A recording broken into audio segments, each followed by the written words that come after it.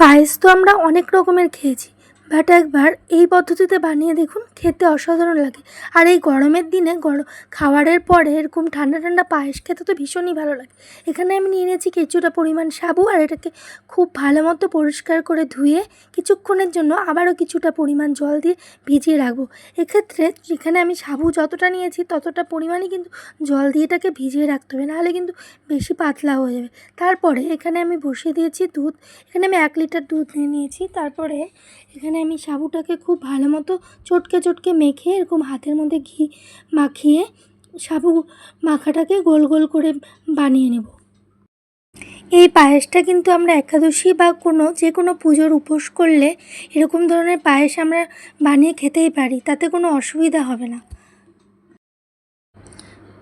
এদিকে দুধটাও বেশ খুব ভালো মতো ফুটতে শুরু করেছে। দুধটাকে আমি খুব ভালো মতো ফুটিয়ে কিছুটা পরিমাণ শুকিয়ে নেব। আর এদিকে আমার সাবুর বলগুলোও একদম পারফেক্টলি তৈরি হয়ে গেছে। এরপরে দুধটা এখানে খুব ভালো মতো ফুটছে, এই মুহূর্তে আমি এখানে দিয়ে দিচ্ছি 1 কাপ গুঁড়ো দুধ।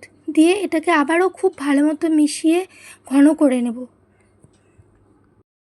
এরপরে এর মধ্যে আমি দিয়ে দিব সেই সাবুর বলগুলো, দিয়ে এটাকে এরপরে আমি আস্তে আস্তে করে এটাকে নাড়িয়ে নেব। এইভাবে আমি এটাকে মিডিয়াম টু লো আছে 15 মিনিটের মতো ফুটতে দিয়ে দিব। এদিকে বলগুলো কি সুন্দর উপরের দিকে ভেসে উঠেছে। এরপরে দিয়ে দিচ্ছি আমি এখানে চিনি। আপনারা চাইলে সাদা মিশ্রিও ইউজ করতে পারেন।